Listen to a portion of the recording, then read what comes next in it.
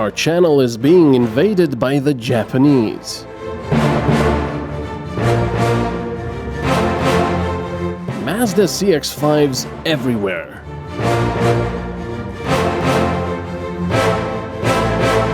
And now the latest invader is this lovely black CX5 with a diesel engine and a mid-range equipment level.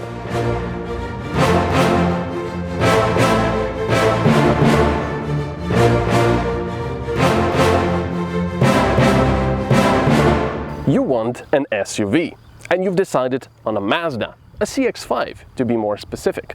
But you don't want the top-of-the-line model, you want a mid-range model because of your budget. So what do you get? Well, even the most basic model, which this isn't, gets LED lights, which is nice, although you don't get the daylight LEDs, which look great. Then, your windscreen wipers will never really freeze over because, well, it's all heated. Quite nice.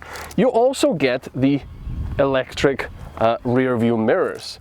And perhaps best of all, these looks.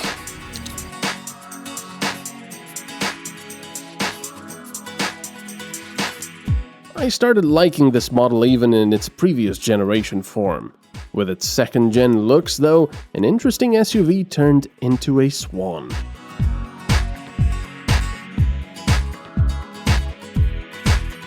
This time I'll check out what kind of a CX5 a buyer gets if they decide to get the mid-range package.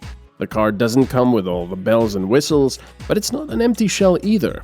Among other things, it includes heated front seats and steering wheel, automatic 2-zone climate control, blind corner warning system, leather-wrapped steering wheel and shifter, as well as 17-inch alloys.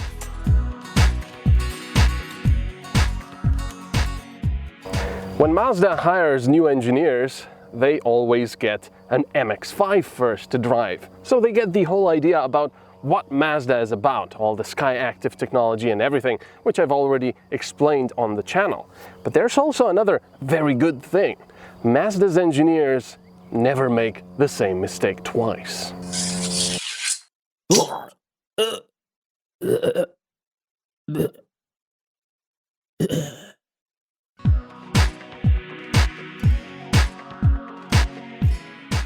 The interior of the car is simply nice. I especially like the air vents, which lift the dashboard into a more premium look.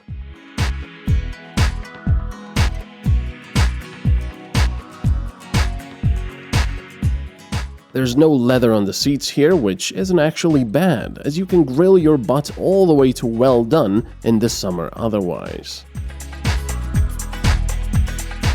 I quite like the thick rubber mat for the boot, which will protect the floor from damage and dirt.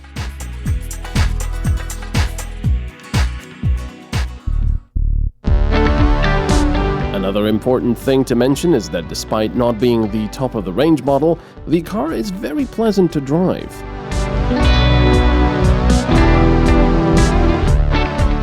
In the beginning, I thought I would miss all the extras I've already experienced in the past, but then I changed my mind. Those extras are simply added sweets to an already yummy cake.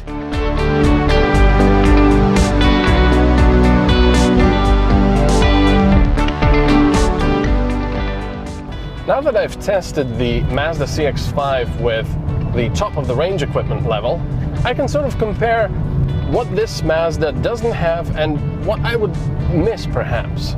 So I only have a 2-liter diesel engine at the front with 150 horsepower and a manual 6 gears gearbox, which I thought I would miss quite a few horsepowers, especially with a larger car like this, but I don't actually. It's a very sprightly engine, and considering the car is bigger and less aerodynamic than your standard family car, it only, well, consumes 5.9 liters per 100 kilometers, bearing in mind that this car was recorded, so a lot of idling, and I was also driving on highways and throughout cities quite a bit.